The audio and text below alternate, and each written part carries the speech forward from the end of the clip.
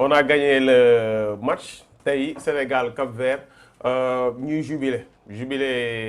xaw ma ndax jot na xaw ma ndax jotagul waaye dañu def ndànk père incha allah père Ndofène bu dee jubilé war nañu wala waruñu dina ko leeral. Vous êtes sur Sénégal 7 Vito Gueye pour vous servir on se retrouve encore une fois de plus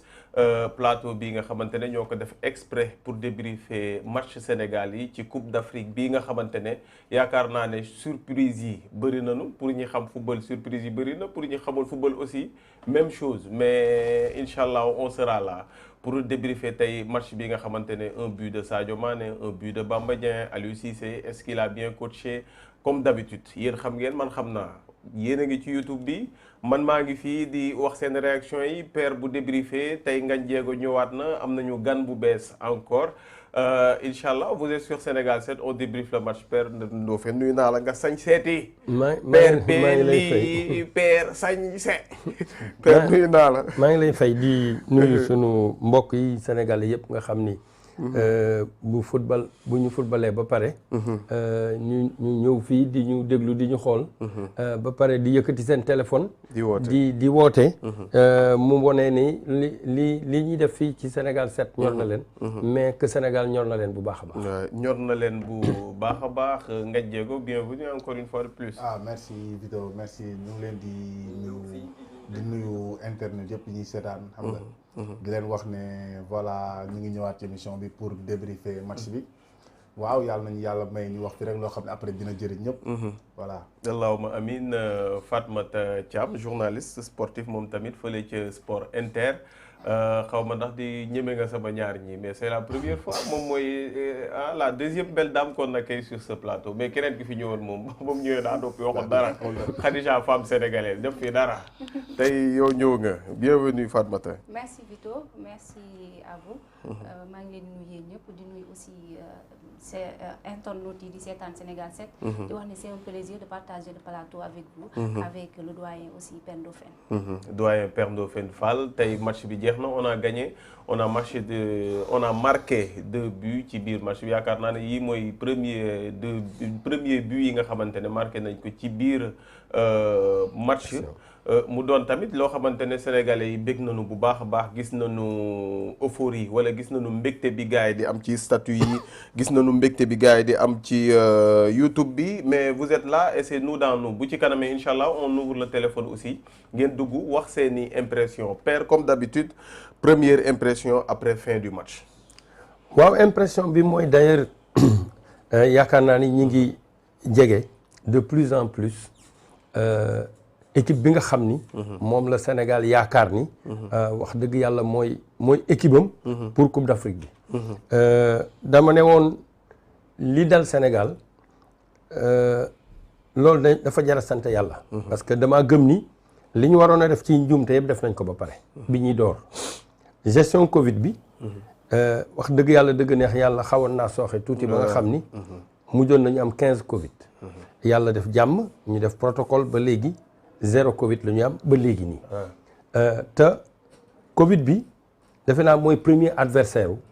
équipe yi nga xam ni dañu dem Coupe d'Afrique fi mu ne. ñi gaañu woon ñëw nañu dellu si nañu. bii passé nii Aliou dafa amoon ñaari dilemme. benn bi mooy est-ce que sama joueur yi nga xam ni dañoo wér door a ñëw. ñii Covitoon dellu si. dama leen di dugal tout de suite dans le bain. tout en sachant que danañu am ay jafe-jafe parce que quel que soit alpha boo toogee un mois et demi football loo boo dellu see mënoo jot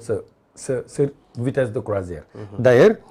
dégg nga Kalidou Koulibaly bi mu wax ko. mais damaa defe ni li Aliou jàppoon mooy Sénégal qualifié na ba pare. léegi li may def mooy dama leen di dugal résultat bu ma ci mënta amit dana fekk ñoom ma jox leen temps de jeu parce que ki joué 90 minutes. match international. day daal di am tuuti compétitivité. booleeg fraîcheur am boo gisee Koulibaly match bi mu def tey. moo gën match bi mu def keroog. bi ma nekkoon en face. Cap-Vert dañuy ñëw 5-2-3 xam nga loolu boo ko jàngatee rek mooy li ñu nar xam nañ ko mooy nu may fexe ba Sénégal du ma dugal but man su ma amee sama benn contre-attaque ma dem dugal leen ko. Aliou jëkk na joué 4-4-2 mooy matcham bu njëkk bi yàlla def ñu gagné mu reconduire 4-4-2 bi ñu match nul mooy contre Guinée ñu mu retransformé ko mais def 4-3-3 boo xam ni lañ ca doon xaw a indi comme li ñu jàpp ni mëtewu ko mooy 3 milieux de terrain yi mu aligné woon te ñoom ñoo bokk profil mooy Kouyaté Gana ak Nampalys Mendy loolu tax ba xëy na sunu match boobu lañ ci yaakaaroon gisuñu ko mais li ma jàpp mooy Aliou li mu defoon ci boppam mooy damay protéger sama dernière ligne défensive parce que déjà indiwaat na Bouna Sarr indi 6 Saliou 6 indi Kalidou Koulibaly te Kalidou joué wul woon Mendy c'était aussi son premier match donc mu ne li may fexe mooy ba duma jël but def peut-être moo tax mu jëloon peut-être ñett ñooñu nga xam ni au plan défensif mën nañu ko yàlla def ca jàmm mu jóge ci ak match nul ci même période bi ñu gagné Guinée lañ doon wut ñun mooy qualifié nekk suñu poule ba pare nekk premier donc loolu am nañ ko bi ñu paree ci loolu nag amoon na jot tuuti parce que dese woon na ko 5 jours avant tey mardi parce que bi ñu joué ba pare dañuy néggandiku juróomi fan yoo xam ni dana ko mën a may nag moom mu préparer équipe am moo tax mu ne entraînement vendredi moo gënoon a metti ci entraînement bi mu def waaye mooy entraînement vrai boo xam ne am na ko am joueur yam yëpp en même temps booy Pape Sarr moo ci amoon tuuti gaañu mais rejoindre na tanière bi tey dama ne les bonnes nouvelles s'accumulent parce que Ismaïla Sarr rejoindre na dem na Barcelone ba waa ji jox ko feu vert donc rejoindre na tanière bi looloo tax tey Aliou defe naa ñëw en 4-3-3 offensif en se disant que moom moo am devoir de résultat c'est-à-dire bu Sénégal di tase ak Cap-Vert ñu def 22 ans yoo xam ni Cap-Vert gagné wuñu ñetti match yu mujj yi yëpp ñoo ko gagné même match amical bu mujj bi ñoo ko gagné te comme dañoo nekk ci dóor ñibbi dóor toog wala ñu dóor la nga ñibbi defe naa ni Sénégal dafa am statut boo xam ni daf ko war a protéger statut boobu nag moo tax peut-être mu ñëw en 4-3-3 ne léegi damay dem pour wuti victoire bi d'ailleurs boo ko seetee pour te dire que consigne yooyu la joxe bi ñu joxe coup d'envoi bi rek am nañu première occasion mooy bal bi Sadio dóor ci poto bi donc lii Sénégalais yi doon yaakaar ci seen équipe yaakaar naa ni ñu ngi ko commencé gis parce que bu la ci kenn ndax nag football mënoo def football bi nga bëgg te amuloo ay footballeurs yoo xam ni mën nañu ko te dama defoon problème mu Sénégal moo nekkoon effectivement que ci sunu équipe bu ñu fàtte tam ni tey Kouyaté ñëwul ça veut dire qu'on a un élément de moins